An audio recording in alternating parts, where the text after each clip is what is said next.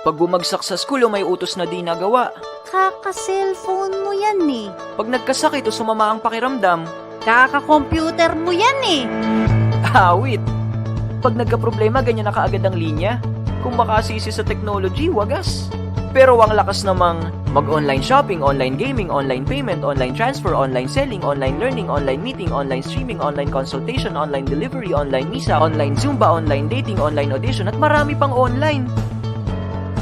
Dito sa Pinas Forward, we believe that you can go online without going crazy. Basta ang importante, ikaw ay responsable. Welcome everybody sa aming special episode dito sa Online Crash Talkan. Sa mga nangyayari sa mundo ngayon, pare-pareho tayo. Tandaan ninyo na you are not alone. Yung opinion na di masabi noon, mas nasasabi na ngayon. I think it's time for us, especially as youth who were before so passive, apathetic, and cynical, to be more active and exercise this right. Yung kailangang magpakain ng pamilya, nakakagawa ng maraming benta. Labis ay kinatutuwa ko ang pagkilala ng Pinas Forward sa kahalagahan ng paghahalaman sa gitna ng pandemya sa tulong ng bahay-ani. Dahil sa kaka-cellphone yan. Yung nakakapagbigay ka pa rin ng tulong sa iba kahit malayo sa kanila. Kailangan namin ng mas maraming katulad nyo sa Pinas Forward na tutulong sa mga LGUs. Yung pwede ka pa rin makiisa at magtawag ng pagkakaisa kahit di naman talaga magkakasama. Kailangan po nating i-exercise ang ating power to vote. Follow niyo po ang Pinas Forward PH for more information. Dahil sa kaka-computer yan. If we really believe in freedom of speech, we will not cancel people who have a different opinion from ours. Ang Pinas Forward, handang humarap sa hinaharap. Saan ka makakakita ng mga youth leaders na nag-provide ng free trainings. Youth empowerment. Leadership isn't just about, leading somebody. It's about bringing everyone together. Social change. Napakaganda ng leadership training na binibigay ng Pinas Forward sa mga bara-barangay. At civic engagement. Sabay-sabay natin pag-usapan ng mga halagang issues na kinakaharap natin bilang isang DigiNation. Isulong natin online man or offline. Sa real world man o virtual. Marami ng mga dumating na youth formation group sa aming paaralan. Pero naiiba talaga yung sa Pinas Forward. Pinas Forward. The future of nation building begins now.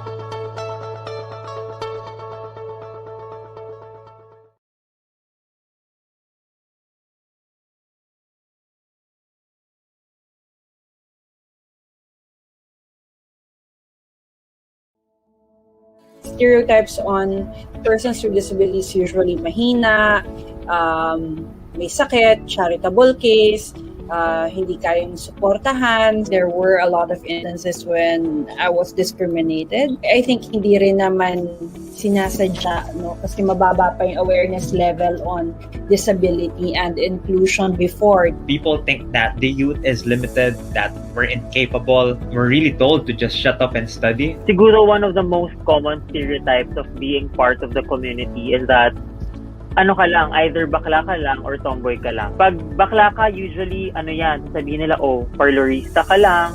Or like, people will see you as someone who is weak, flamboyant, effeminate. Most persons with disabilities are historically disempowered. They were not taught to assert themselves. The youth are easily judged. I started to volunteer at a young age at 9, and you would be easily judged. There would be a lot of individuals that would see you and have so many judgments which would demoralize you mentally. So yeah, you would always feel that you were judged, you were overlooked. Ngayong pandemic, for the past month, ang dami nating nabalitaan ng mga hate crimes. A lot of our trans sisters and even trans brothers were killed. Dahil lang trans sila, wala lang, hate crimes are motivated by a specific hate towards a specific group or community. When it's in this part, is the LGBT community. We would want other people to see that being part of the LGBT community doesn't just make us different.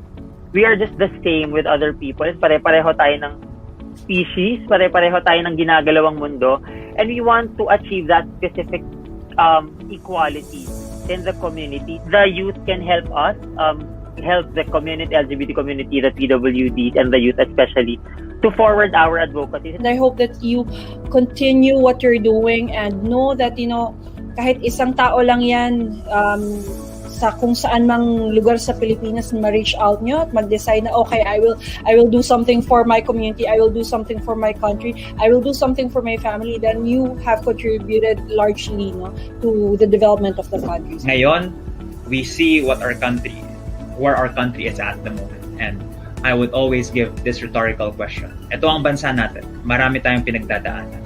Bilang isang kabataan, bilang isang Pilipino, anong gagawin mo?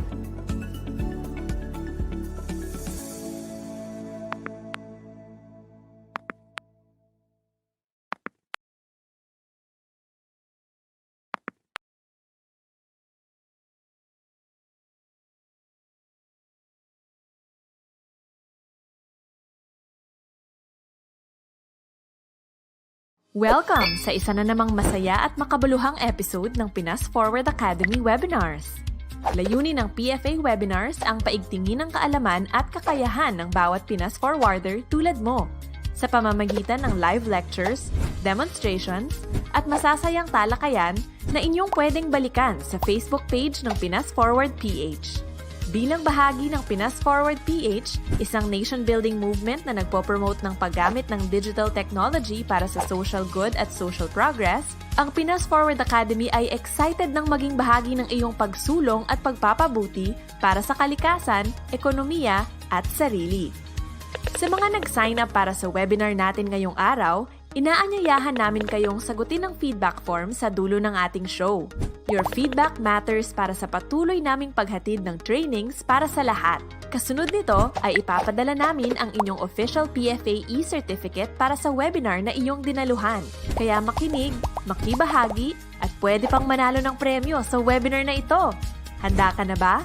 Kilalanin na natin ang ating mga panauhin and let's move Pinas Forward!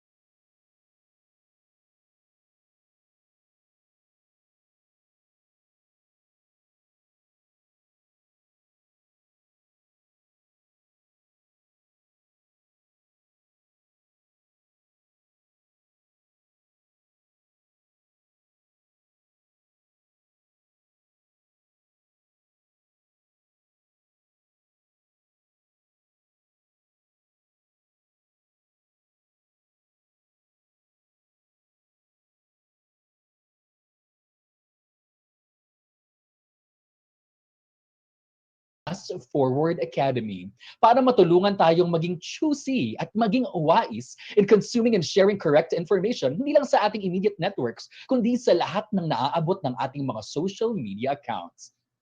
Very excited ako sa ating webinar for tonight. I'm sure marami tayong matututunan.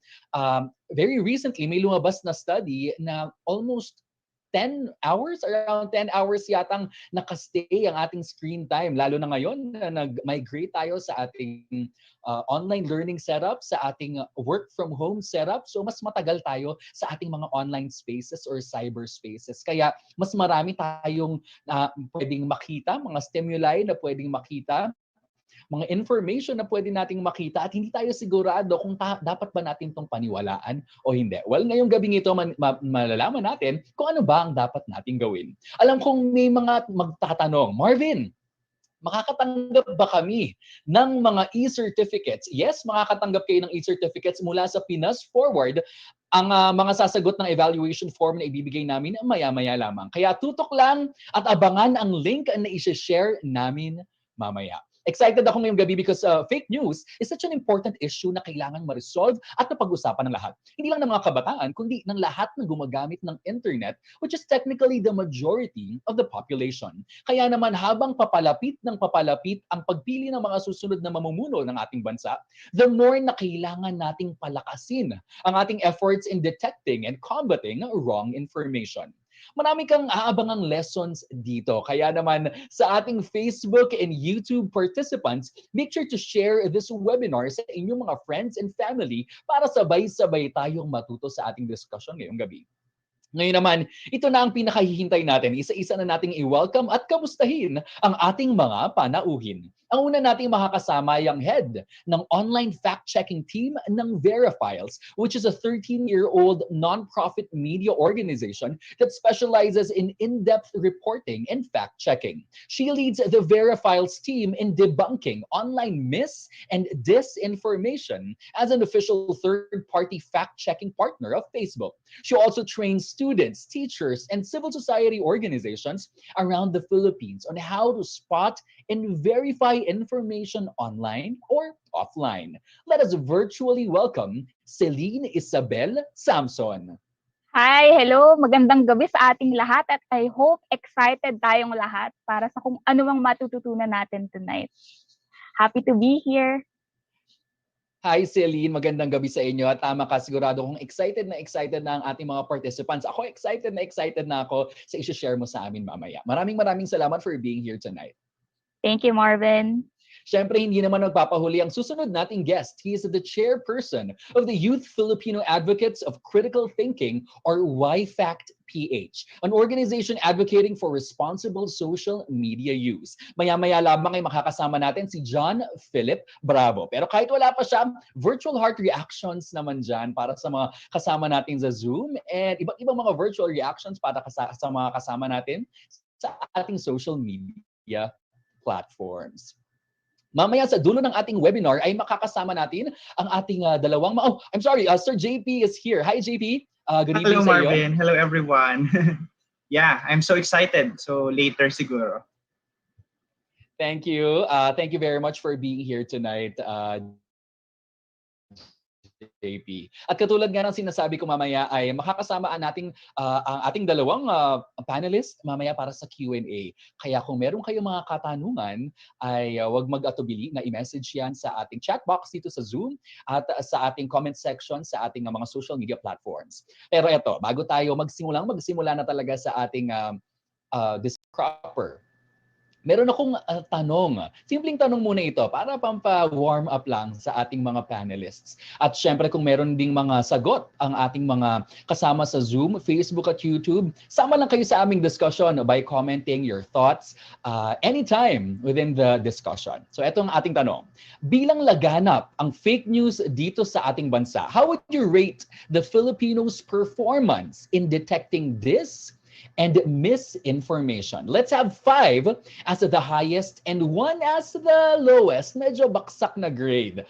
At paki-explain naman ng kaunti ang inyong mga kasagutan habang nag-iisip ng kanilang sagot si Celine at JP. Everybody, our participants, i-type nyo lang dyan 1 to 5. Rate the Filipinos' performance in detecting mis or disinformation. At kung pwede, konting explanation para ma-share nyo rin ang inyong mga saloobin. Alright, let's start with Celine. What do you think? How would you rate the Filipino netizen pagdating sa pagdetect ng mis or disinformation?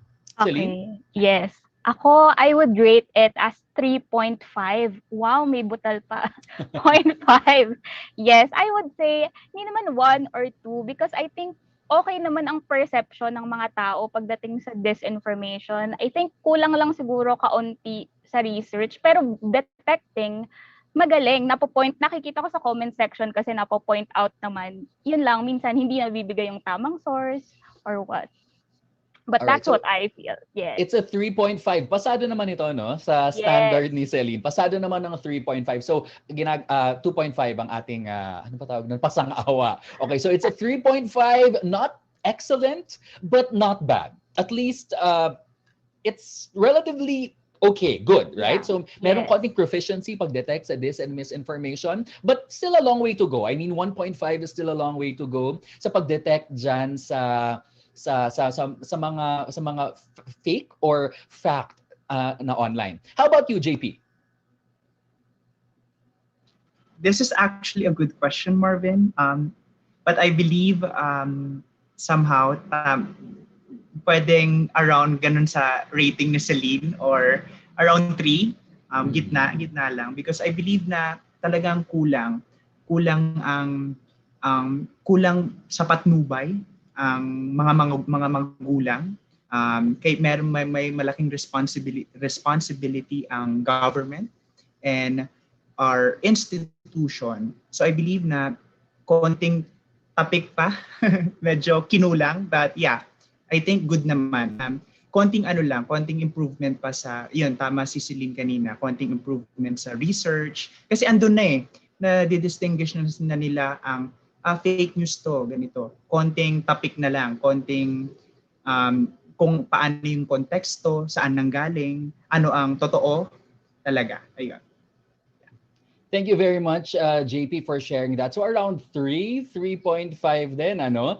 I think it's also worth noting that there are really some sources na talagang sinasadya na manloko at magpalaganap ng dis and misinformation. So, hindi naman siya totally nasa yung fault, nasa end ng ating mga netizens, ng ating mga kababayan. It's just really that there are some forces that are really intentionally spreading mis and disinformation. At buti na lamang ay nandito kayong dalawa kasama namin ngayong gabi para mas magkaroon naman kami ng kaalaman so that you can also arm us with the proper tools para hindi naman kami ganun ka-lost, para alam namin kung niloloko na ba kami o hindi. Aminin natin, merong mga social media platforms na very believable ang kanilang mga news, ano? As in talagang inaabala nila yung kanilang mga videos, yung kanilang mga publicity materials. So it's very important that we are here today congregating, assembling, and talking about this very important issue because this is going to be our world for the next couple of years. Hanggang future, ganito na tayo. Marami ng talagang information is literally at the end of our fingertips. So, napaka-importante na nandito tayo ngayon. And thank you very much. Ngayon pa lang nagpapasalamat na ako sa i-share ng ating dalawang panelist for tonight.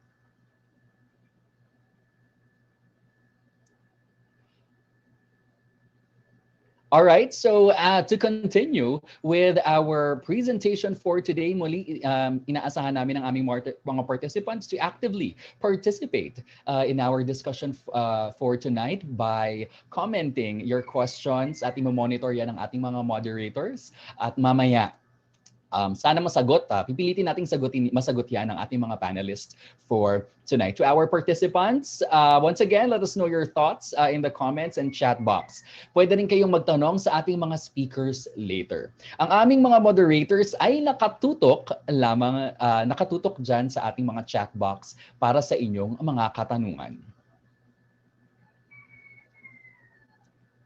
Live audience responses. Saan natin pwedeng makita ang mga live audience responses?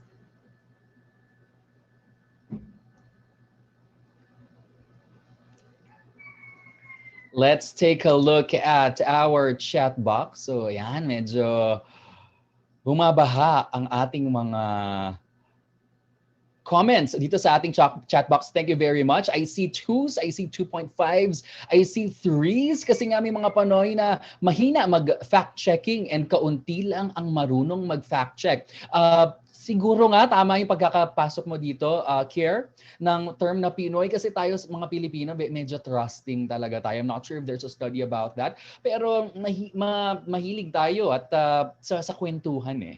'Di ba? So minsan dali tayong mapaniwala ng mga ganyan lalo na kung ang nagpapadala sa atin ng impormasyon na yan ay kakilala natin, 'di ba? Napagkakatiwalaan natin. So kahit siya ay naloko din ng misinformation na yon ay nahahawa na rin tayo. I also see 3s here. Tingnan natin kung may sobrang baba at sobrang taas, around ganon. So medyo nag-e-echo no yung ating answers ng ating mga panelists at nakikita natin ito sa ating chat box. Ayun, may nakita akong one lang.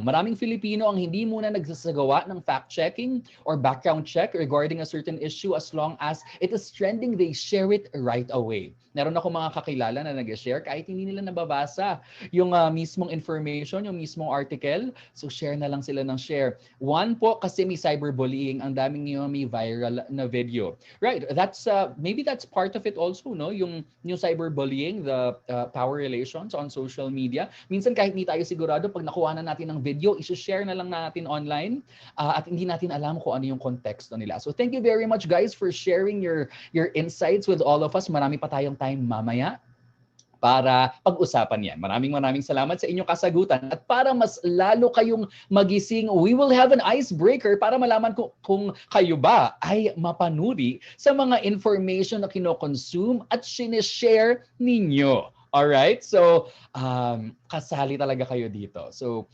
pabilisan, mag-isip, at mag-type. Simple lang ang ating game. We will flash screenshots of online articles and you comment whether it's fact or fake. We will pick 3 winners from Zoom and 2 winners from Facebook or YouTube for each item. The first 5 people who will comment the right answer across all platforms will win 100 peso Globe Load card each. O di ba? Natuto na kayo, meron pa kayong Globe Load.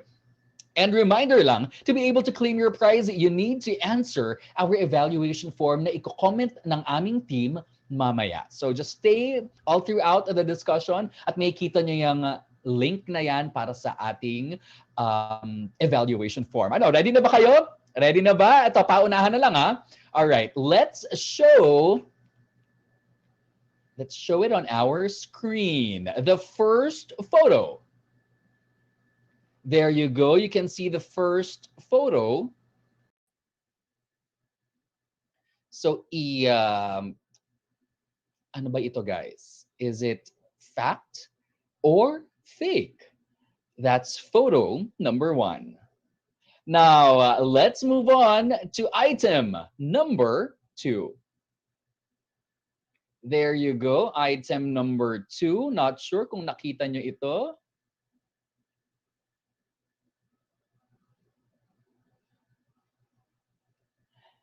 All right, and time is up. Thank you very much, guys, for participating. Our team will reach out to the winners pagkatapos ng ating show. Bukod pa dyan, mamimigay kami ng 200 peso Globe Load mamaya para sa mga mananalo sa ating pa-quiz. O, di ba? Meron pa tayong quiz later, kaya siguraduhin makinig so that you'll have a chance to win special prizes from our organizers. Siyempre, bukod sa natuto na tayo, meron pa tayong chance na manalo. We will pick a total of 6 winners for our quizzes, kaya makinig ng mabuti sa presentations ng ating mga guests. At ngayon, sisimulan na natin ang discussion with our first guest, Celine Samson, who will share her expertise and experience in spotting fake information. All right. Hello, Hi, Celine. hi, Marvin. Welcome to PFA Webinars, Fact or Fake. Muli, maraming salamat. Hindi ka pa man nagsisimula. Sigurado kaming matututunan sa iyo. Meron akong question for you. How did you become Verify's head of fact-checking team and what motivated you to pursue this career or field? Sigurado ako may mga nanonood sa atin na mga estudyante na naghahanap ng kanilang mga future careers. Baka meron din malapit na mag-graduate or kaka-graduate lamang this year. Tell us a bit about your story, kung paano ka napasalit sa Verify's and a little bit about your work there. Yes, okay. Thank you, Marvin, for this question. Well, I think magka-alma mater tayo. I am also a graduate of UP. I graduated from the journalism school of UP, and right then and there, or even before entering college, I knew I wanted to become a journalist. But yung pagiging fact checker, hindi ko pinlano maging fact checker. And I think nakakontribute rin na hindi naman talaga yung fact checking as a job, no. It's part of journalism, you check facts, but yung dedicated na fact checker, parang recent lang to, no, sa advent ng social media, sa pag-rise ng disinformation. Nun lang talaga nagkaroon ng malawakang disinformation. So yun, I joined Verify's in 2018. I had heard from a friend na naghahanap ang Verify's ng reporter who would be debunking yung mga kumakalat na disinformation online. And for me, wow, parang interesting yun parang bago yun So, and for me, parang I just wanted to try something new. And then, yeah, I joined, and then it had, dapat maigsi lang siyang time, but sometimes the best things that happen to you, hindi talaga siya you don't, it just comes to you. Hindi siya part ng plan, but I'm really thankful that I get to do the work that I do now. Very interesting. That's a very interesting story. Tama ka, no?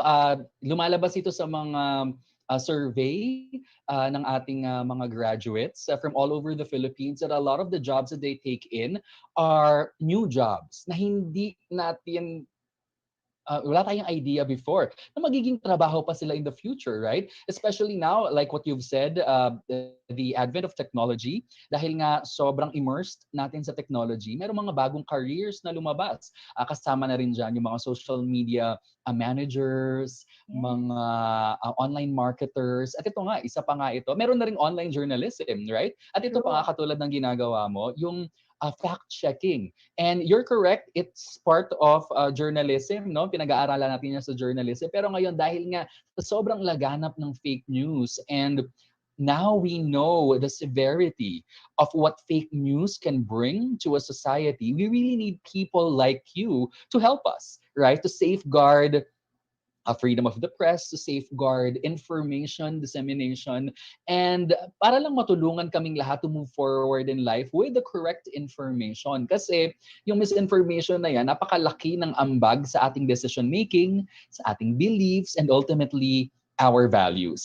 Celine, before we move on to your discussion proper, sa palagay mo ba itong fact-checking na ito ay magiging mas laganap na career? Is it a career? Is it a possible career option for our students na nakikinig sa atin ngayon? Isa ba itong stable job? Isa ba itong trabaho na sa tingin mong tatagal? Baka ito yung mga tinatanong ng ating mga students. So baka pwedeng magkaroon tayo ng konting career advice para sa kanila.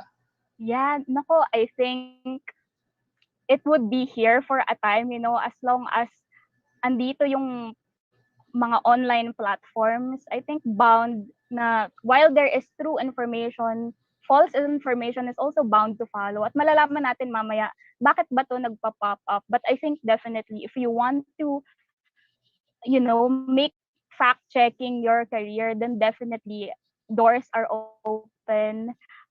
You would be able to get into it and enter, the media or journalism with you fact-checking as your focus. And I'm excited para makita ang ilan sa inyo in the same industry. Thank you very much, Celine, for sharing that. Kaya sa ating mga estudyante dyan na tumitingin dyan sa industry na yan, sa journalism, online broadcasting, online journalism, makinig mabuti kay Miss Celine dahil marami kayong matututunan sa kanya mula ngayon. So ngayon, to learn more about the severity of fake news propagation in the Philippines, let me give the virtual floor to our guest for her presentation. How about virtual heart reactions for our panelist for today? Celine? Thank you. Maraming salamat. All right. So if you can see our slide on the screen, na-excite ako kasi sobrang active sa chat section, no? At very well represented, no? Ang daming people from different parts of the Philippines. Okay.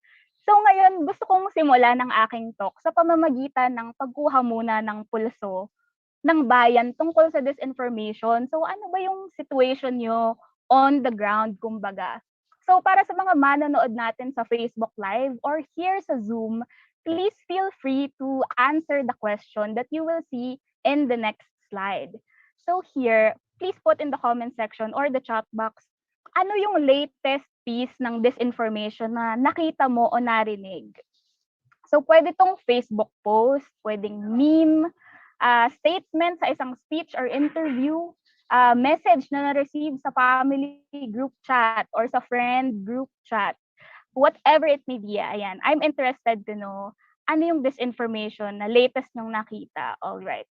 Meron tayong circuit breaker lockdown of NCR. Alright. Before kasi announce ang bagong community quarantine kanina, no, may umiikot na balita na may circuit breaker.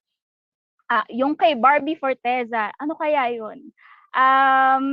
About SONA, alright, recently kaka-live fact check lang namin sa SONA, no? Yung second example po kanina sa icebreaker, alright, I think that's the COVID-related one. Pastilla scheme, COVID vaccine, something about DJ Lunyo bashing Miss Diaz. Ooh, we just fact-checked this. Mga Facebook post, COVID side effects, naku mukhang marami talagang tungkol sa COVID-19 vaccines. And from what ang daming messages, no? And I think there are a lot of overlap from what we see. Mukhang pare-pareho yung mga umiikot natin sa newsfeed, no? Maraming salamat sa ating mga participants for sharing the latest disinformation you've seen. All right, sige, let's move on to our next slide. All right. Sige, next slide na rin. Since marami na tayong example na nakita from our participants. So, ang disinformation, ang araw-araw man natin yan nakakita o paminsan-minsan lang. Depende kasi yan sa website na binibisita natin or sa mga community na iniikutan natin. The sad reality is it's a big problem. And in fact, according sa 2021 digital news report ng Reuters Institute, they surveyed 2,209 Filipinos. And natagpo ang 59% are concerned about misinformation. So, maybe some of you share the same concern, no? At ilan sa mga biggest topics nito, ilan sa mga topic na talamak talaga sa disinformation ay COVID-19, politika, at even mga celebrities as we have seen in the chat right now. Now, para sa iba sa atin, madali lang tukuyin. Ano ba yung mali? Ano yung nakakapanlin lang? O alin yung hindi? Alin yung tunay? Pero marami rin tayong mga kababayan na patuloy na kumukonsumo o nagogoyo ng maling impormasyon. So, bakit kaya? Alright, so next slide please. Para sa amin sa Verifiles, we see two primary reasons. Sige, next slide. So number one, we are battling with confirmation bias. Ano yung confirmation bias? So baka sa iba sa inyo, first time nyo marinig yung term na yun. Well, this is based on an article sa New York Times na according raw sa pag-aaral ng mga psychologists, ng mga social scientists, ang tendency ng tao ma-overwhelm ngayon sa dami kasi ng sources na pwede nating kunan ng information. Like for example, sa pang-araw-araw lang natin na buhay, if you are on social media, ang daming website na pwedeng bisitahin, ang daming Facebook pages, TikTok or YouTube videos, ang daming tweets na nakikita mo sa isang araw, di ba? At nakaka-overwhelm, paano mo ba to i-digest, no? Paano mo i-sort, alin ba yung tatanggapin ko o hindi? And according sa study, what happens is that people tend to do what is easiest. And that is, tatanggapin mo yung information that already confirms your pre-existing beliefs. Yung mga opinion mo, yung mga ideas mo na meron ka sa sarili mo, that's what you tend to engage in. Yun yung information that you tend to engage in online. So yun yung confirmation bias, no? Yung tendency na maghanap o tumanggap ng information that confirms your existing beliefs. So let's say ang belief mo ay nakasasama sa kalusugan ang vaccines. How confirmation bias works is that if you see a Facebook post that says, 5 tao namatay dahil sa bakuna, pwedeng i-share mo agad yung post without even checking sino ba yung source nito o totoo nga ba na may namatay? Alright, so next reason in the next slide, why we think people also fall for disinformation is because yung mga kasinungalingan na institutionalized na yan. Now, the production of disinformation has become a business. There are people out there na yung tanging mission lang nila is to publish and spread false, fake, misleading information. At kumikita sila ng pera mula doon. Sa nakikita niyo sa screen ngayon, this is a study by 2 Filipino scholars. And they found out na pagdating sa politika, sa political operations, widespread, talamak ang paggamit ng mga bayad na influencer at mga fake accounts para mag-spread ng propaganda. And also, pagdating sa elections, politicians tend to hire campaign strategists mula sa mga PR agency, mga advertising agency, who become the architect ng disinformation campaigns. So, di ba, it has really become institutionalized. All right, next slide. So in our experience sa Verifiles, which has been doing fact-checking since the 2016 elections, ano ba itsura ng local disinformation landscape. So I don't think 15 minutes or now 10 minutes would be enough to cover the discussion. Talagang pwedeng isang conference ito. But today, I'd just like to make 3 main points. So number 1, disinformation really has become a business. I know I mentioned this earlier, pero paano ba natin for example, in 2018, napansin namin na sobrang daming death hoax. So yung mga death hoax, ito yung mga video, mga website article na nagsasabi na namatay na si ganitong public personality. Pero kapag binuksan mo yung link, makikita nyo doon sa naka-highlight sa red rectangle, mas marami pang ads kesa sa content, no? Next slide, napansin rin namin na sunod-sunod sila kung lumabas. Minsan yung isang artista, multiple times siyang magiging victim ng death hoaxes. But the most interesting part na nakita namin is that some of these websites, they share the same Google AdSense code. So alam ba natin yung Google AdSense code? Ito ay specific code na binibigay sa mga may-ari ng website para makakita sila. They are able to earn from their websites. But the fact that there are several websites that carry death hoaxes that share the same Google AdSense code, then that suggests na may isang tao lang o may isang network behind them. Next, pagdating naman sa political or ideological motivation, meaning ideas or may certain political personality, this is a story my colleagues did noong 2017. So sa unang 16 na linggo na nag-track ang verifiers ng disinformation, napansin namin na yung mga disinformation, yung most shared, yung may pinakamaraming shares ng disinformation, it appeared to benefit 2 people. So number 1 is President Rodrigo Duterte and the second is former Senator Bongbong Marcos. So what we notice is that, sometimes they prop up their achievements, sometimes naman they attack their critics. Pagdating naman sa Marcoses, a lot of it had to do with the VP electoral protest. All right, next slide. So disinformation also takes its cues from current events, meaning updated yung mga disinformation makers, no? This is one of our observations. Because usaping politika man yan, may international dispute, international na away, natural disaster, issue tungkol sa artista, almost always may disinformation na sumusulpot tungkol dito. At for example, here, noong 2018, maraming disinformation tungkol sa VP vote recount. But you will also see here, may disinformation rin na sumulpot tungkol sa dispute between the Philippines and Kuwait tungkol sa issue ng mga OFWs.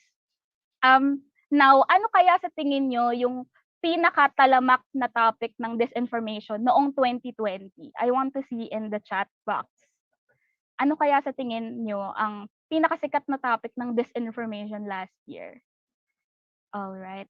Ayan, we have one answer from Kiana and Jean. All right, ang dami. Sige, next slide, alamin natin.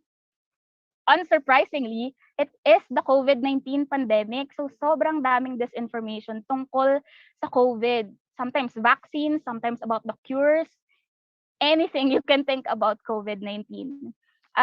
Next slide, there was also an increase sa disinformation na may kinalaman tungkol sa red tagging. Bakit? Kasi 'di ba, naipasa ang anti-terrorism law last year. So marami ring disinformation na umikot tungkol doon.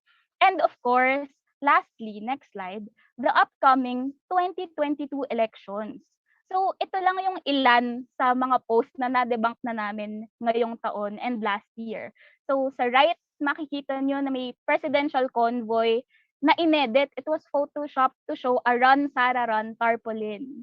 But then you also see this information, no, na claiming tatakbo raw si ganito at ganito. Pero wala pang confirmation. Sometimes ina-attack naman yung COMELEC. Specifically, si spokesperson James Jimenez, he has become a victim of disinformation. All right. So next slide, moving on to my final point. It's also a very important one that hindi dapat ma-overlook. And number 3, ang disinformation, hindi lang ito online o gawa ng mga social media pages, ng mga anonymous accounts. nanggagaling rin ito sa mga public figure mismo. So, in fact, next slide, ang Verifiles Fact Check, nagsimula kami mag-fact check noong 2016 elections, looking at the statements made by the candidates. So this was done by undergraduate journalism students sa UP Dalaman, and they were published sa Verifiles website. So ang nag-oversee sa kanila is a professor at the UP Journalism Department, Professor Yvonne Chua, who is also a founder of Verifiles. So right now, may dalawang project kami na nakafocus sa fact-checking. Next slide. Ang isa ay nakafocus sa pag-fact-check ng online disinformation bilang isa kami sa official third-party fact-checking partners ng Facebook. Ang isang project ay nakatutok naman sa pagsubaybay sa statement ng mga public figure. So, yan. Next slide, please. Alright, so public figures bilang mga elected or appointed official, celebrity, vlogger, people who basically influence public opinion or in a position of power. We track, sinusuri namin kung meron ba silang sinabing mali, or nakapanlilin lang, o kaya flip-flop, nag-180 degree sila sa posisyon nila sa isang issue. Alright, so last year, among sa findings namin ay ang COVID mis and disinformation, a lot of it also came from public officials. And you see here, out of 41, 19 came from the president himself. But you will also see several other public officials who have made inaccurate claims about COVID-19, about how to prevent its spread, or ano ba yung naging response natin sa COVID-19 pandemic. Next slide. So now, misinformation and disinformation, this comes from public figures regardless of political color. But sa pamamagitan ng pagfa-fact check, especially sa mga public officials, we are able to hold them accountable to what they say. At importante ito para sa atin na isang demokrasya, di ba? Kasi para makagawa tayong desisyon, for example, in the elections, kailangan armed tayo with correct information, di ba? Ayaw naman natin gumawa ng desisyon base sa disinformation o misinformation.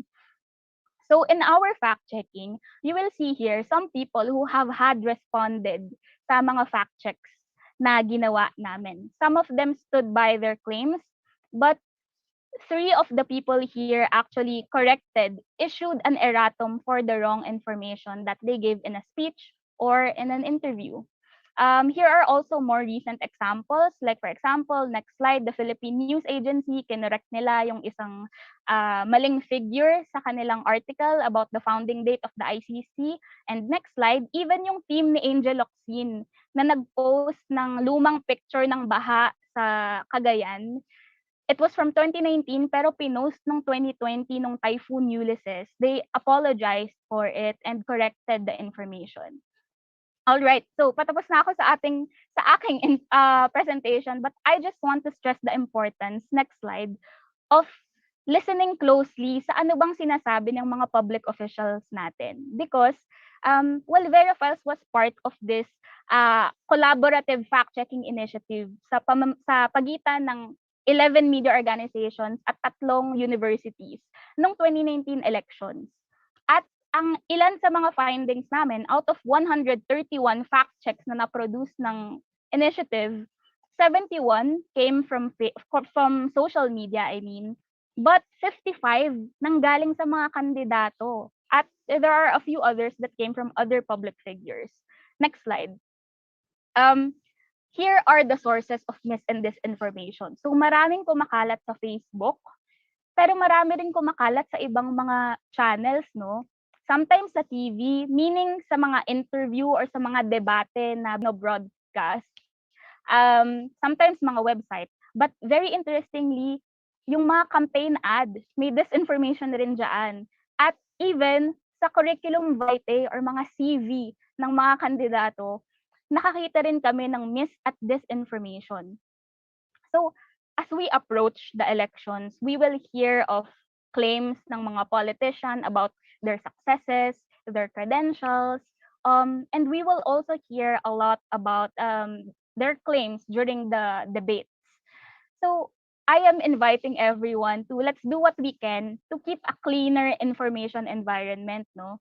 Sometimes all it takes isang click lang or mga dalawang click lang sa Google para i-verify kung totoo ba yung sinabi o hindi. And I just want to end with this message. Next slide. Nasa files, we believe everybody can and should be a fact checker. So hindi lang ito gawain ng journalist. You don't have to make this your career. Everybody can be a journalist. I mean, everybody can and should be a fact checker. You can verify on your own what you see on social media or what you hear from public figures. So if you're interested in getting a training or learning more about fact checking, please feel free to contact us at any of these mediums. All right. Maraming salamat po and I look forward sa mga questions ng ating participants. Thank you. Thank you very much, Celine, for that presentation. Napakamalaman, very eye-opening. Very tricky ang fake news, no? Kasi katulad nga ng sinabi mo, sila Angel Locsin, meron din pinost na nag-sorry sila. So I'm guessing hindi nila ito sinasadya, hindi nila sinasadyang mali yung maipost nila, pwedeng they were fed with the wrong information. Pero fake news din ito, no? So dun sa discussion mo, nakita ko na hindi lang siya basta information na mali. But there are different levels of fake news. Pwedeng una, intention talaga nilang manloko. Pangalawa, intention nilang manloko gamit ang sinungalingan. Pangalawa, gumagamit sila ng katotohanan pero tinitwist nila para maloko tayo. At pangatlo, meron lang mga taong sadyang nagkakamali lang, no? So, hindi pala to ganun kasimple. Hindi pala to ganun. Mahirap pala talaga siya. So it really requires a lot like what you've said. We really have to listen closely. Kasi ang sabi nila, napapag-aralan natin ito sa digital communication, the cyberspace demands a different form of trust. Di ba? Pag nag-online banking tayo, pag nag-accept tayo ng friends. But also, and I guess more important, this cyberspace also demands a different form of vigilance, no? Kung katulad ng kung paano tayo mag-ingat pag naglalakad tayo mag-isa or kung pag nakikipag-transact ng business sa hindi natin kakilala, ganun din sa lahat ng activities natin online. Tama ba 'yon, Celine? Yes, definitely. And 'di ba, when you're in person, 'di ba? What yung mga pinaniniwalaan mo, yung people that you trust. Pero pagdating sa internet, 'di ba?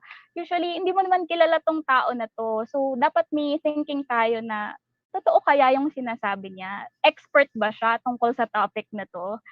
These are things we should keep in mind when we hear information from the web especially. Thank you for answering that. At pakinggan naman natin ang iba pa nating mga kasama sa discussion na ito mula sa ating chat box. Meron tayong question for Celine mula sa ating registered audience from Jomiel ng Cagayan de Oro City. Jomiel or Jomil? Ito ang kanyang question. Kung ang fake news ay nakakasira ng reputation ng isang tao at maaaring magdulot ng pangamba sa mga tao hinggil sa mga maling impormasyon ukol sa isang pangyayari, may tuturing bang itong isang krimen? May mga batas ba na na-implementa dito sa Pilipinas laban sa mga taong nagpapakalat ng fake news? Celine? All right. Thank you sa question na ito.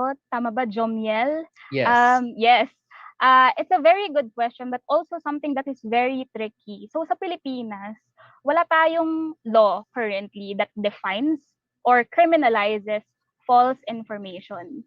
Well, actually, nung sa Bayanihan as One Act, doon lang nagkaroon ng specific clause that criminalizes people spreading disinformation about COVID-19.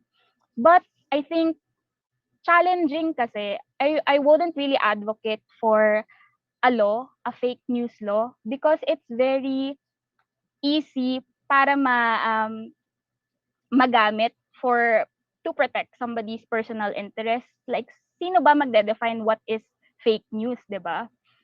It can be used para i-oppress, for example, ang mga critics. Like, for example, doon sa clause last year sa Bayanihan as One Act, according sa interview ng colleague ko with the PNP, there were 48, I think, 40, somewhere around that, 48 people were charged for proliferating fake news amid the COVID-19 pandemic. So, pero, as what I have seen sa mga news reports, some of these were yung mga sarcastic na Facebook post. So, 'di ba, very challenging, and you would have to think as well na tama ba na pagkulong yung maging approach for a person that posted that kind of information. I know it's very challenging, no, especially if may harm sa personal security. For example, somebody is red tagged. That is a kind of disinformation as well, 'di ba? But yeah, I don't think there should be a blanket fake news law na really first it might also threaten our freedom of expression kasi if nagkaroon tayo ng batas uh you know addressing yung fake news. For me, maybe it's more of a partnership with the platforms where disinformation spreads, 'di ba? Like for example, pwedeng sa Facebook or ngayon sa TikTok,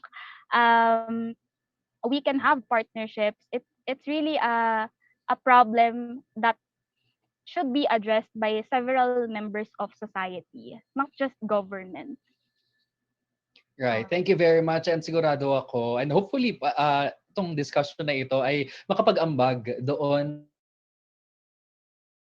sa full understanding kung ano ba talaga ang fake news. Nagigets ko yung sinasabi mo na pwede itong ma-weaponize against people, di ba? So iniisip natin na hindi, for our protection ito para hindi tayo maging biktima ng fake news. But it can go the other way, di ba? Na pwedeng mag-backfire sa atin ang batas na ito, especially if we're not able to pin down yung definition ng fake news. At salamat, Celine, for helping us understand it better. Magbabalik tayo sa iyo mamaya. Maraming salamat sa iyo for answering the question. And to Jamiel, congratulations dahil bukod sa nakasali ka sa ating talakayan at bukod sa siyempre natuto ka, nanalo ka pa ng 300 pesos via GCash. Hintayin lamang ang message ng ating moderator para makuha ang inyong premyo. Huwag kang mag-alala dahil hindi kami hihingi ng other personal details kagaya ng inyong MPIN or one-time password unlike online scammers. Nako, kasama yan dyan. Mga nagpapanggap na bangko daw sila and all, huwag kayong mag-alala, hindi yan gagawin ng kahit na sinong miyembro ng Pinas Forward. Kaya kung may nagtanong sa iyong ganyan, magduda ka na dahil hindi yan galing sa Pinas Forward. Alam kong marami kayo natutunan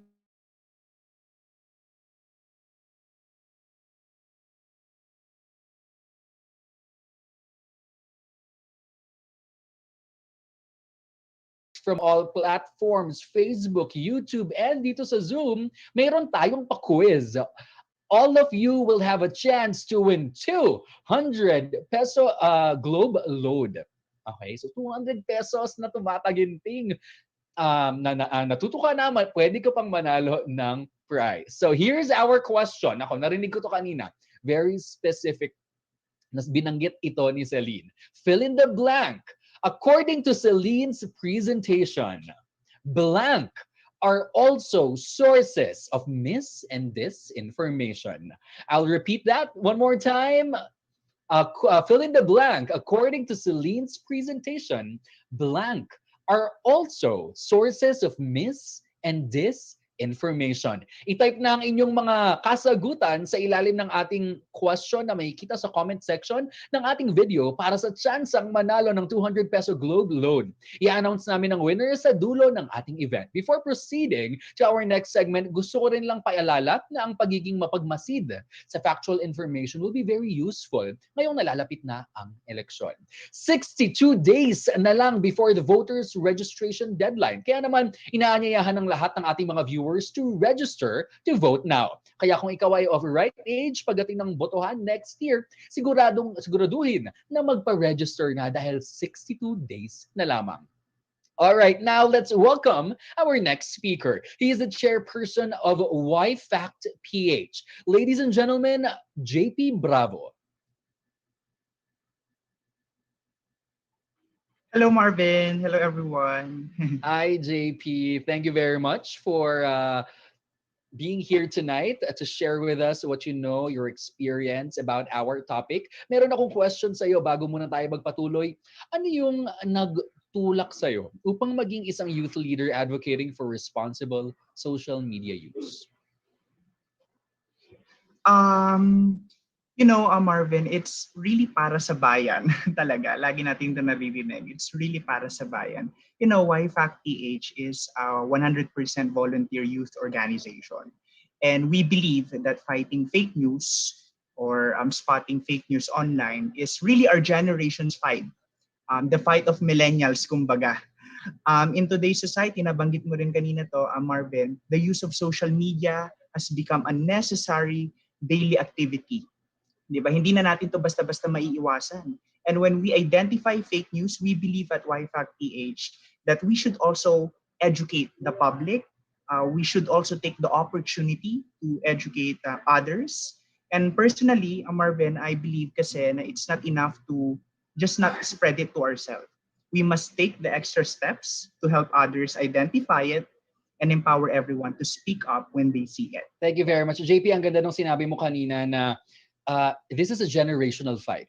No, hindi to maayos lang ng isang organisasyon, hindi to mako-combat ng isang tao lamang, hindi to mako-combat definitely ng gobyerno lamang or ng teachers lamang. It really entails a whole generation. Kung sabi nga nila, 'di ba, merong kasabihan dati, it takes a whole village to raise a child. Now it's very important to note that that village extends to cyberspaces. Mas lumawak yung mga villages natin dahil lahat tayo ay nakikita-kita, nagkakasalamuha sa online spaces, sa Facebook, YouTube, Twitter, at kung saan-saang spaces pa. Kaya mas malaking responsibilidad para sa ating lahat. Kaya kailangan talagang magtulong-tulong tayo. And we're very happy that YFAC PH, you're at the forefront of these activities. Ang question ko, JP, ano yung mga activities ninyo?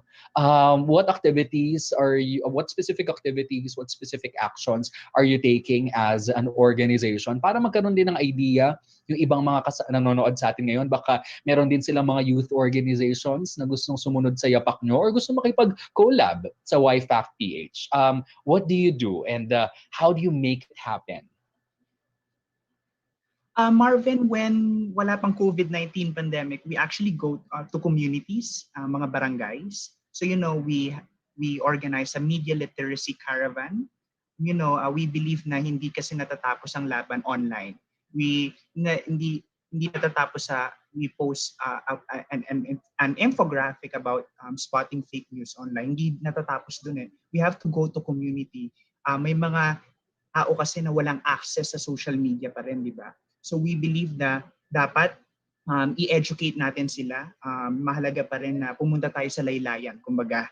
So yeah, we have media literacy caravan. We also have partnerships with different universities. We hold mga social media summits. And right now, we have a social media campaign, hashtag Boto Mo Bukas Natin, where we partner with different social media influencers to encourage the youth, most especially the youth, to register and vote for the upcoming election. JP, what you said, that was a very good point, nung sinabi mo na meron tayong mga kababayan sa communities na walang access, yung mga off-the-grid communities, off-the-grid schools.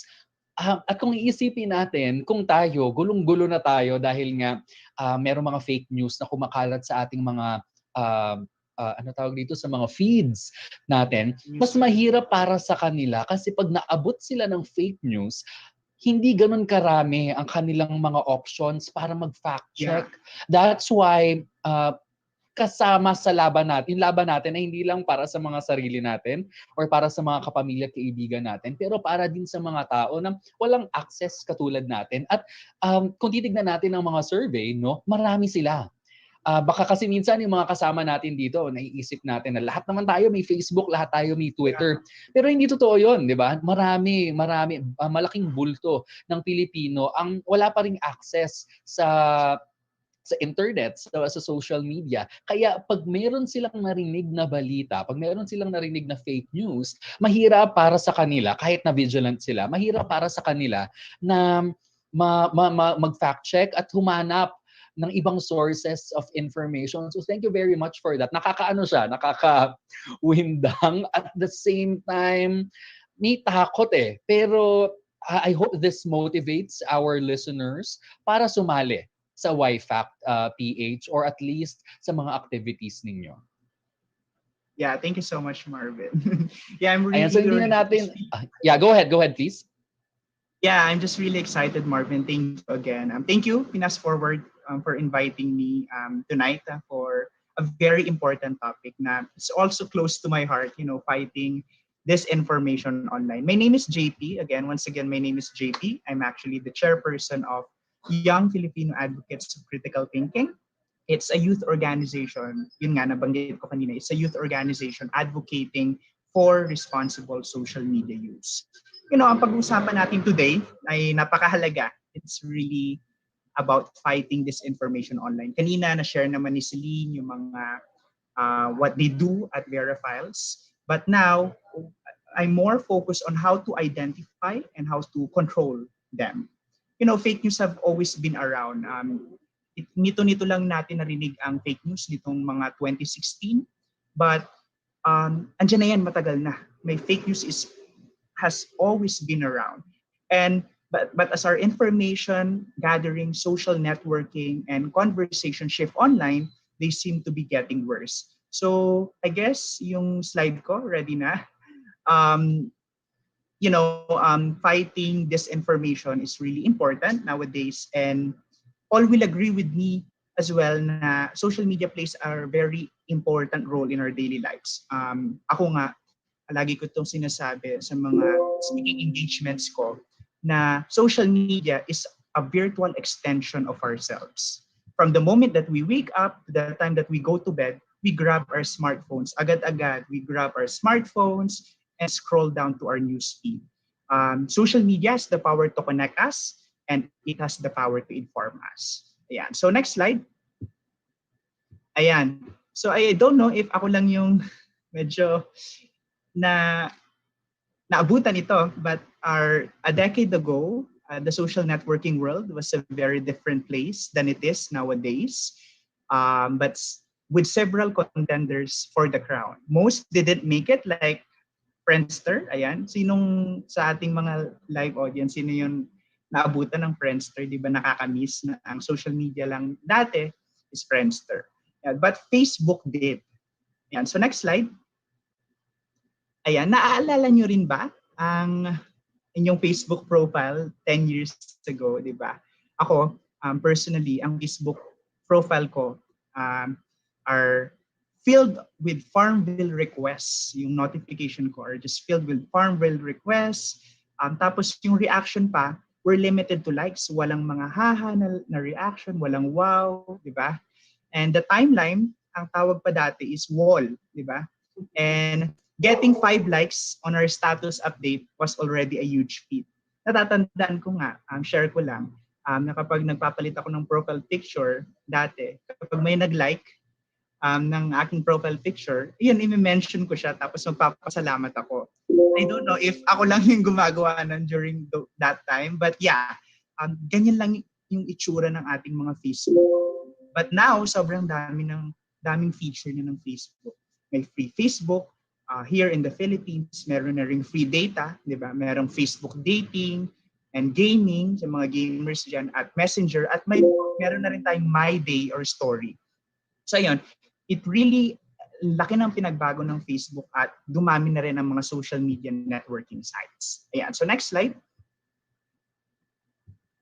Ayan, so up until now, bigyan ko lang kayo ng overview. Philippines, we're still the social media capital in the world. We're not just using social media to read the latest news updates. We're also using platforms like Facebook and Twitter to provide personal and business updates. For business, nakita natin ito nung pandemya, nakita natin na nag-set up ang mga businesses ng kanilang mga online shops dahil nga naka-quarantine tayo at lahat tayo ay nasa loob lang ng bahay. So for the government, they use social media to share factual and up-to-date information. And nakita rin natin ito during natural disasters, di ba? Social media was used for social good, to solicit donations, supplies, and volunteers. So next slide. Bigyan ko lang kayo ng quick na data about our daily time spent using the internet. This is a data from, from We Are Social.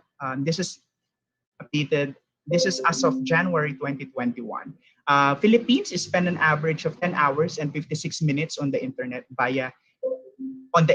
daily via any device. So this is really longer kasi in 2019, we only spend 9 hours and 45 minutes. So di ba ang haba? 10 hours daw tayo, 10 hours and 56 minutes on the internet daily via any device. So anong pa mang ginagamit mo, na phone, smartphone, or laptop, or whatnot, that's 10 hours and 56 minutes on the internet. Yeah. So next slide.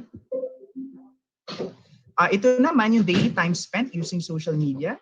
We spend an average of 10 hours and 56 minutes on the internet daily as well via any device. So ito na yung average amount of times na we spend social media each day.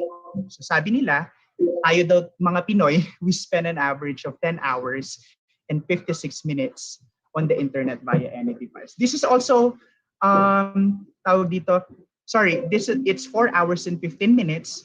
At tapos ang worldwide lang is 2 hours and 25 minutes. So di ba, masyado nating ginalingan.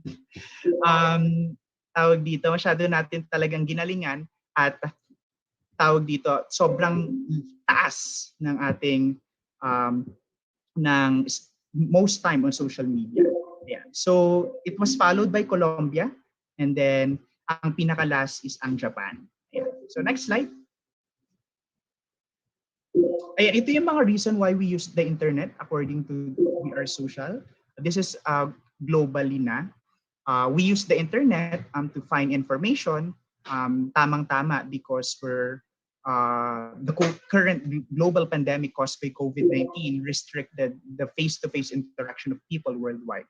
So this is why 63% ang nagsabi na they use internet to find information at 56.3% naman na nagsabing they use the internet to keep in touch with friends and family. So you see the list.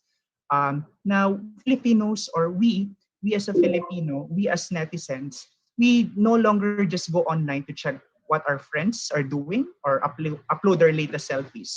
We also post our insights on different issues.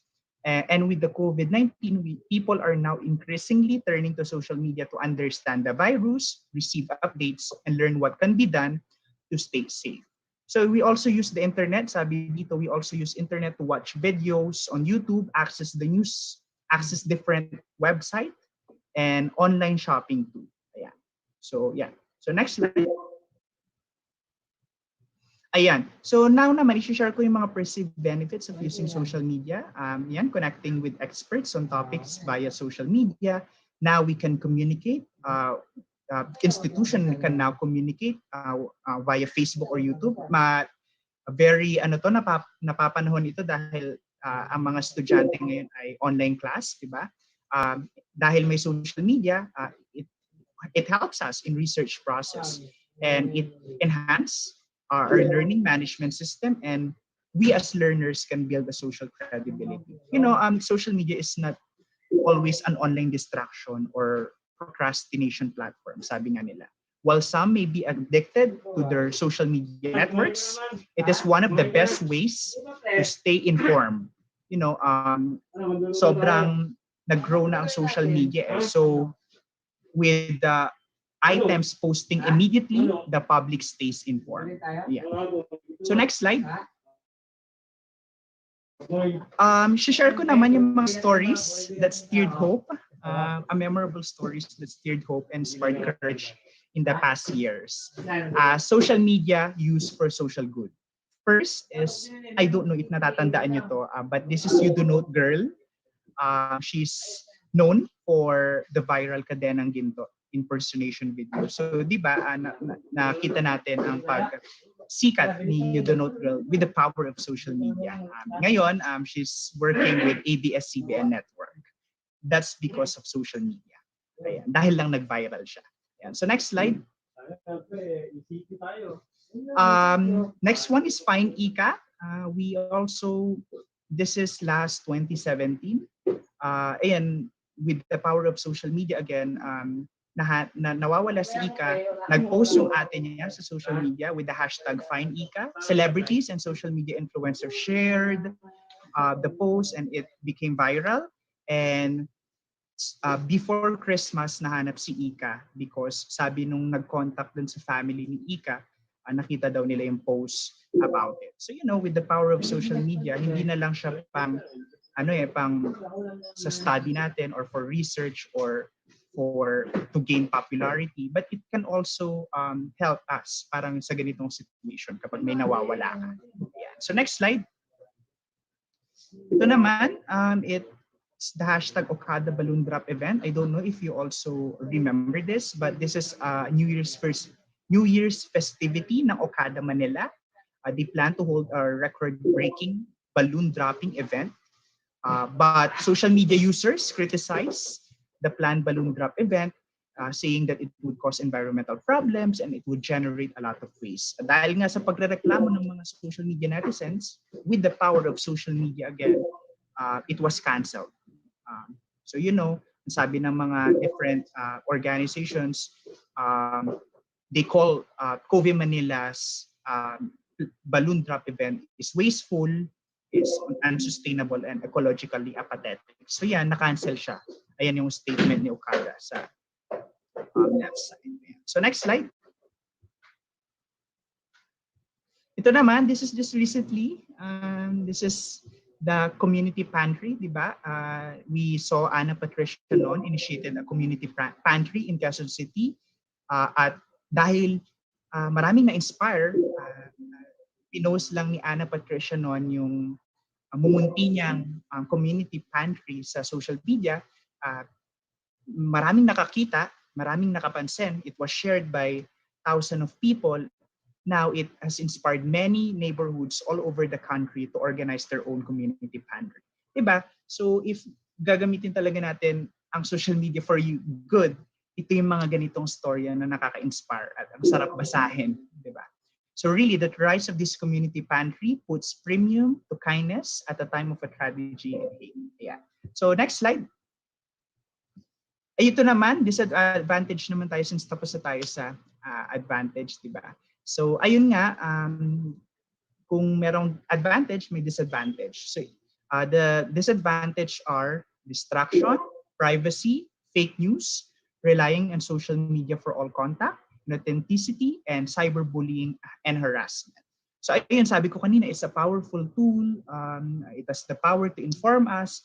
Pero may mga pagkakataon ding social media can be the potential to bring out the worst in us. Social media also causes so many problems. It sucks away our time. It encourages us to compare ourselves to others. And it strips us and our kids of privacy and sometimes safety, di ba? So ayan, i-share ko naman sa mga next few slides ang mga samples ng mga nangyayari sa social media lately. Next slide. This is hindi ko na ito matandaan kung kailan, but this is a post that went viral on social media. A senior citizen, sabi dito, a senior citizen will be getting 6,000 pension from government per month. It's a gift from President Duterte. But a quick check, pag chinek mo yung DSWD website, it shows that 500 pesos lang. So ayan, fake news. It was debunked by a lot of fact-checking organization, including Verifiles actually, that this is really fake. Kasi kung titingnan mo talaga yung DSWD site, it really shows that it's just 500 pesos. Ayan. So fake, that's number one. Number two, next slide. Ito naman, another one, this is an altered photo posted online. It shows a supposed kiss, which never happened. So ito, ginamit to ng isang netizen to justify President Rodrigo Duterte's kissing a married overseas Filipino worker in South Korea. I don't know if you remember that news, but President Duterte, sa isang event overseas, she kissed a married, yun nga, babae. A reverse image search of that photo shows that it is a combination of two photos. So one of a model who made a sin during Pope's visit in Paraguay in 2015, and another photo of Pope Francis kissing a child during his trip to Fatima in May 2017. So using Google reverse image search can also help. Yan yung ginamit and it went viral on social media, on Facebook particularly. Next slide. This is just recently as well, I think last year, Senator Villar also drew flack on posting allegedly manipulated photographs showing the turnover of medical equipment to the Las Piñas General Hospital. So ang original photo is yung una, and then the second photo is yung fake. The images made it look like she was physically present during the event. So fake. That's fake. It was ang nakakalungkot pa dito. It was posted on Senator Villar's verified official Facebook page. So that's a fake. So next slide. And last one, I don't know if nakita nyo rin to. This was shared by many as well. Vice President Leni Robredo clarified that the woman being vaccinated in a photo that had gone viral on social media was not her.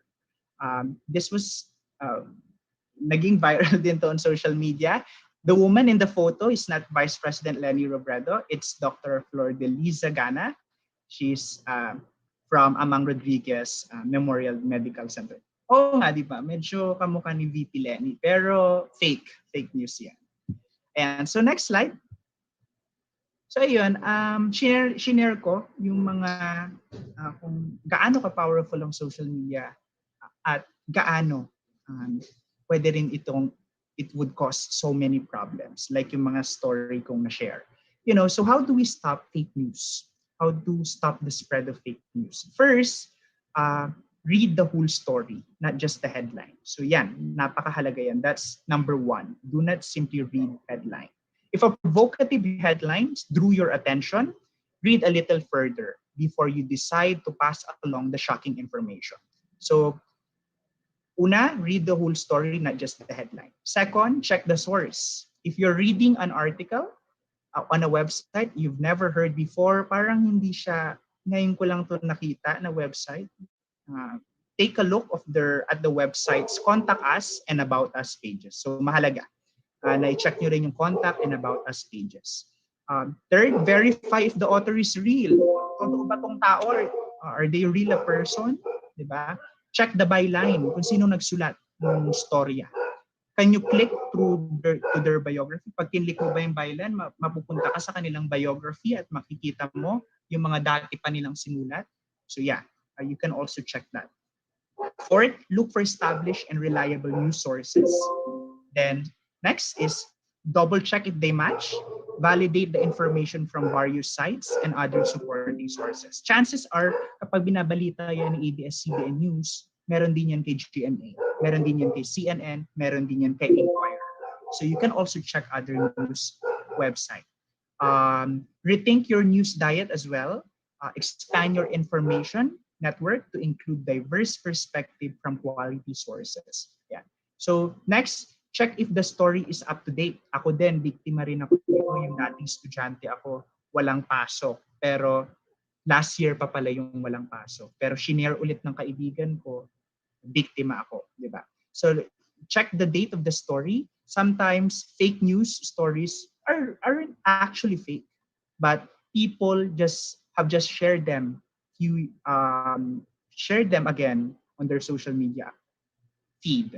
So claiming that they are related to current events. So i-check nyo lagi yung date, lalong-lalo na yung mga walang pasok advisory, mga holiday, usually mga ganyan yung mga story na fake news kapag mga dates. Yeah. Next is, you can also use Google reverse image search. Yun yung mga pinakita ko kaninang photos about it was edited, it was pinagsama, mga edited, super edited. You can also use Google reverse image search so that you can identify the original photo kung saan galing talaga yun or yung video. Yeah. And then last one, seek an expert advice. Sabi nga ni Susan Roses, huwag mahihiyang magtanong. So seek an expert's advice. Pwede sa teacher, or you can also visit a fact-checking website like Verifiles. Ayan. So next slide. Ayan, so ito naman yung mga, we can scrutinize online information sources. Ito yung mga pwede mong tanungin sa sarili mo. Because, it's really hard to be vigilant all the time, but there are really few red flags that indicate something might be misleading. So these are some of the questions you can ask yourself. First, are you looking at the real website of a particular media or news outfit? Is it a correct URL?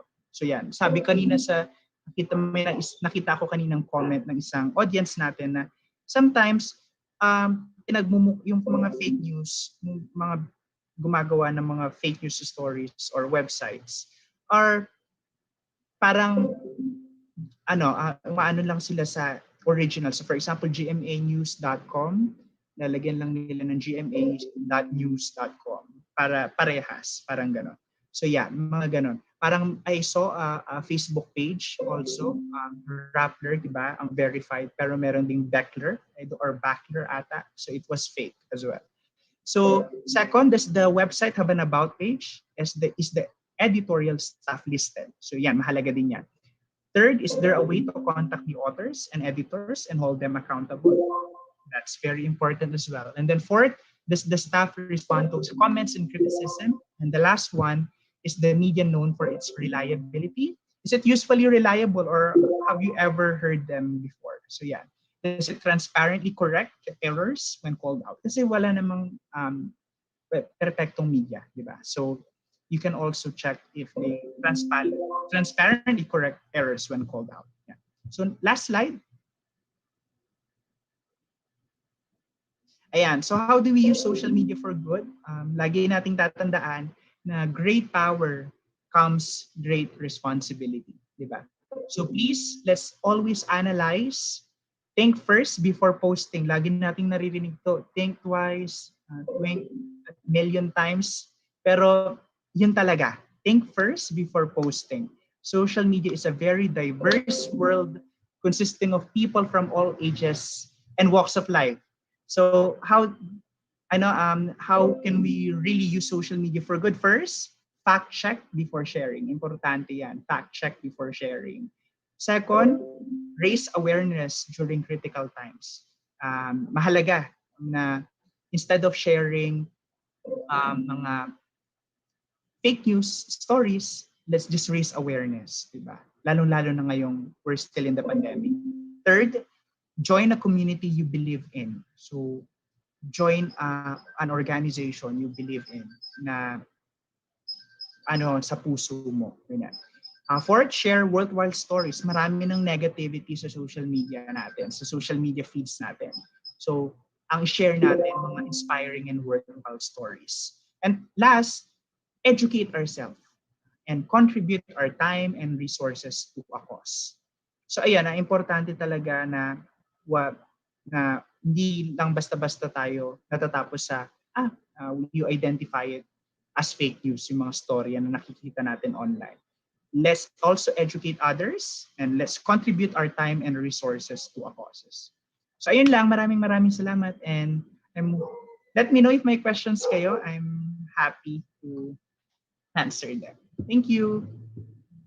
Thank you very much, JP, for that presentation. Salamat sa pagpapaalala sa amin sa power ng social media. And thank you so much for giving us the guidelines na dapat gawin naming checklist bago kami mag-share at bago kami magpakalat ng mga iba't ibang mga information. So, punta muna tayo sa isang question mula sa isa sa ating mga registered members of the audience. Mula ito kay Angelica mula sa Albay. Kasi siguro yung parents niya ay natuto na rin mag-Facebook at mag-Twitter dahil marami na ako nakikitang ganyan mga daddy, even mga lola, lolo na nasa Facebook na.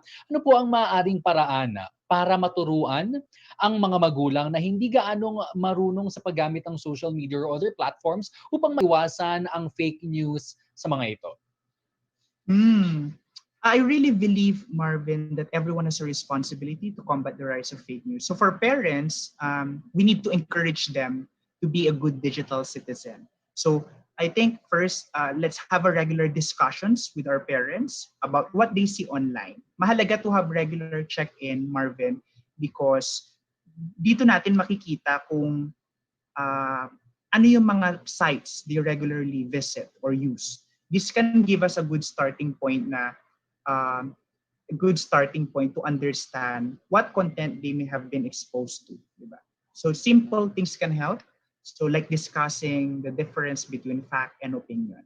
So yan, regular check-in. For me, regular check-in sa ating mga magulang kasi at let's be patient. Kasi, diba, kasi sometimes, like me, sometimes my mom would tend to ask me, paano ito sa Facebook, ganyan. I tend to parang, minsan impatient ako. Pero yeah, let's be patient with them and mahalaga to really have a regular check-ins para mas maintindihan natin, ganito kasi yung pinanggagalingan ni mama ng aking nanay. Bakit ganito? So, yan, mahalaga to have regular check-ins. Thank you very much for answering the question. Siyempre, importante na tayo ang tutulong sa ating mga parents tungkol dyan. Minsan nakakalimutan kasi natin na magkakaiba tayo ng henerasyon.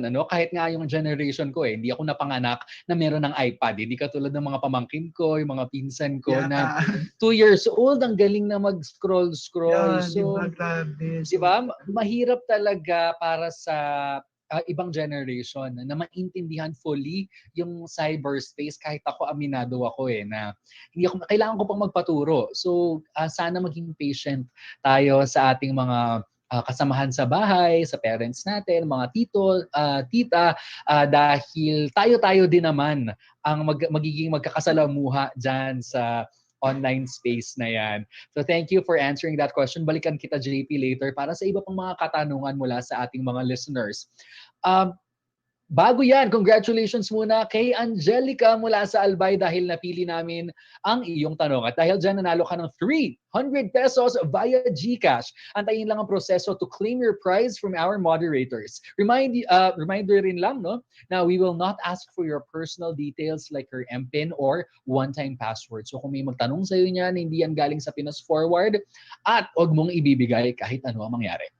Again, I would like to remind our viewers that we will have an evaluation link to be sent to you by our moderators via email to the comment section for YouTube and Facebook and chat box for Zoom. You will get an e-certificate after you answer our evaluation form. At para i-check kung may natutunan kayo, mayroon tayong pa-quiz ulit. At syempre meron pa ring prize. All of you will have a chance to win a 200 peso Globe Load card. Kaya, makinig sa question. Let's proceed to our quiz. Here's our question. How do we stop the spread of fake news? How do we stop the spread of fake news? JP gave us a list of ways to do this. Now, give at least 2 samples from the speaker's presentation. Tandang-tanda ko, merong isang buong slide about this. How do we stop the spread of fake news? Ano-ano ang mga pwede nating gawin para mapigilan ang pagkalat ng fake news na ito? Bigyan nyo kami ng 2 samples from the speaker's presentation. Let us know your answers sa ating comment section or sa ating chat box at i-check yan later ng ating mga moderators. At this point, I would like to welcome back Celine and JP para sa ating Q&A portion. Unahin muna nating sagutin ang pinadalang question. Andito na ba sila? Ayan, nandito na pala si JP and Celine. Welcome back. Unahin nating sagutin ang question na pinadala ni Charity Faye ng Cagayan de Oro City. Ang sabi ni Charity Faye, since the election 2022 is coming, what advice can you give for us, especially the youth, to prevent ourselves from being prone to misinformation from the people who will run for the upcoming election? Maybe we can start with Celine. All right. Okay. Ano ulit ang pangalan ng ating sorry ba? Anong pangalan? Charity, sorry. Yes. Thank you, Charity, for your question. Well, for me, I have 2 pieces of advice. Number 1 is to check your biases. No? Kasi hindi natin maikakaila bawat isa sa atin, meron tayong mga biases. And so, when you encounter a post sa social media especially, lalo at lalo kung ito ay yung taong ayaw mo, isa siyang public figure na ayaw mo, tendency, no, mag-share ka agad ng information, for example, na kontra sa kanya without even checking. But, that's your bias working. So, especially sa mga things na ayaw mo talaga or gustong-gusto mo talaga, catch your emotion first and practice the habit of verification. So, that's my second advice, no? Don't be a passive reader or don't be, a passive citizen. Kapag nakita mo na yung disinformation, papalipasin mo pa ba? Alam mo naman na kung paano mag-check. Yeah, so I would advise, check your biases and don't be a passive citizen. Thank you. Thank you very much. Grabe yung check your bias na yan. Kasi syempre lahat naman tayo, meron tayong mga kanya-kanyang pinapaniwalaan. Pero ang danger doon ay pag meron tayong mga gustong paniwalaan at willing tayong i-alter yung hard facts para para ma-connect doon sa ating pinapaniwalaan. So, napakagandang reminder yan. Also for me, to check my biases na minsan we have to treat everything as neutral. No, dapat i-check mo muna kahit na kilala mo yung tao na yon, kahit naniniwala ka sa kanya, kahit siya yung gusto mo talagang manalo, but you still have to check, you still have to verify. JP? Yan. So, for me naman, Marvin, I guess we really need to start consuming information from social media critically, a more critical eye to the information in our newsfeed, and being able to look for key indicators of whether or not news is timely and accurate, such as the source and the publication date, is incredibly important. Attention to detail matters, sobrang importante, and it's also important to raise awareness, as I've mentioned earlier. We must raise awareness that not everything we see and read online is true. And also, sabi ko na rin kanina, finally, think before you share. Yun talaga yung golden rule, kumbaga. Think before you share. If you think that the news article seems too sensational, too sensationalized, or extreme to be true, it probably is. So yeah, think before you click talaga. Thank you very much for answering, Celine and JP, at sana tandaan natin ang kanilang mga advice dahil ito ay makakatulong talaga para sa ating lahat. Lalong-lalo na ngayon, papalapit na ang eleksyon, kailangan talagang mas maging mapanuri tayo sa mga nakikita natin online. Alright, thank you very much to Charity Faye for asking that question. Nanalo ka ng 300 nanalo ka ng 300 pesos via GCash. So ipapadala na lang namin sa inyo yan. Congratulations. Antayin lang ang proseso to claim your prize from our moderators. Reminder, again, we will not ask for personal details like your MPIN or one-time password. Kasama to sa kailangan maging mapagmatsyag tayo, mas maging vigilant tayo kasi may mga nagpapanggap na mga tutulungan daw tayo, pero hindi naman. So tandaan nyo yan. Ngayon naman, sasagutin natin ang ilang mga katanungan from our live audience. We'll be answering some of the questions. At isa sa mga katanungan na iyan ay galing kay JR Necesario. So ito ang tanong ni JR para sa ating mga panelists. Pag yung mga maling balita napunta sa mga lugar na di na inabot ng teknolohiya, paano nila malalaman kung ito ba ay fact or fake news? May mga hakbang ba na ginagawa para sila ay di maloko? Ayun, meron ba tayong mga pwedeng gawin? Anong tulong ang pwede nating gawin para sa ating mga kababayan na hindi naaabot ng teknolohiya para sila ang gumawa ng sarili nilang fact-checking? Celine? Yeah, isa talaga tong challenge, lalo pag mahina yung internet connection or wala talagang signal, no? And to some extent, disinformation still circulates there. Pwedeng word of mouth, no? Hindi laging kailangan through social media. For us, what we have done actually pre-pandemic, pumupunta kami sa communities. Like for example, we have gone to Eastern Samar, Marawi, to teach people how to do fact-checking. It's really going on the ground to teach them how to do it. I think yung challenge lang talaga, no, is this COVID-19 pandemic which has restricted yung movement. In that case, then I think important that we consult yung community itself. What do they need para, we can't just assume kasi eh. So it's important we are able to answer yung needs nila through consulting with them. Thank you, Celine. JP? Ayun, I also share earlier, Marvin, di ba, what we do at YFAC page, that we really go to communities and we partner with different, mga sangguniang kabataan to, educate the people about what's happening on social media, on how to fight disinformation online. Also, I believe that we must find a way to push the big corporations like Facebook, like Google, like everybody else, to provide some level of responsibility. I think this is a battle that requires the tech companies. Hindi na lang to, sabi ko kanina, it's a generation fight, but it also includes the tech companies. The media organization also plays an important role on this fight. They have more to do to explain the process of fact-checking and verifying a story. And the reader and consumer, like us, should also be having a responsibility. So, yeah, push natin itong mga tech companies na to provide some level of responsibility. And ayun, pumunta tayo sa laylayan. Yung kasi, as I've mentioned earlier, hindi lahat talaga may access all the time sa social media.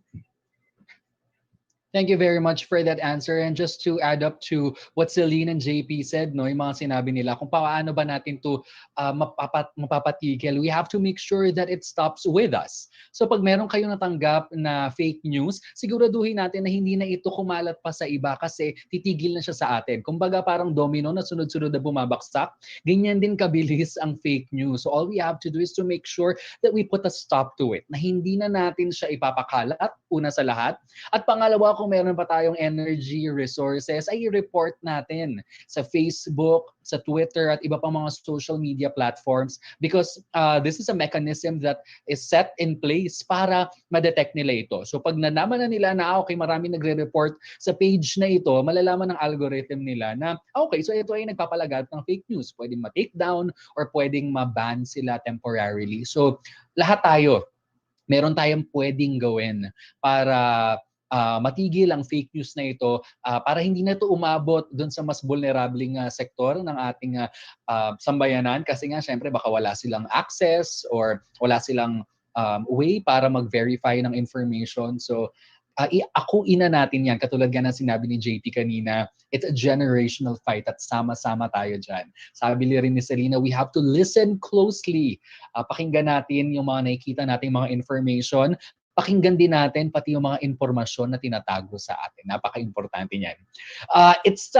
That's it for our Q&A. Unfortunately, as much as we want to accommodate all of the questions, we only have a limited time slot for tonight, but you may reach out to our guests through their social media accounts na i-share nila mamaya. Pwede rin sa contact information ng kanilang mga organizations. With all of that wisdom and knowledge shared by our guests, we are going to close our show. But before that, for our quiz earlier, the correct answer for the first question is ang ating tanong mula doon sa presentation ni Celine. Fill in the blanks according to Celine's presentation. Blank are also sources of mis and disinformation. Ang sagot natin dyan, Celine, ay?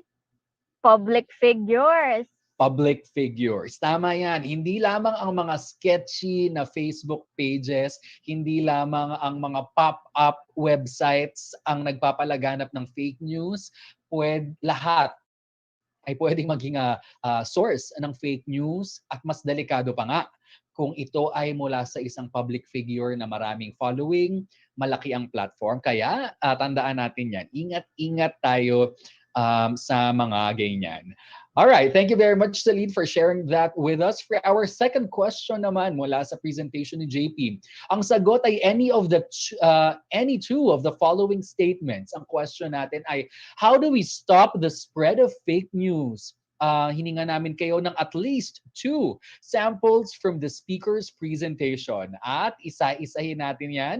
JP, would you like to do the honors sa isa-isahin ang mga paraan kung paano ma-stop ang fake news? Go ahead.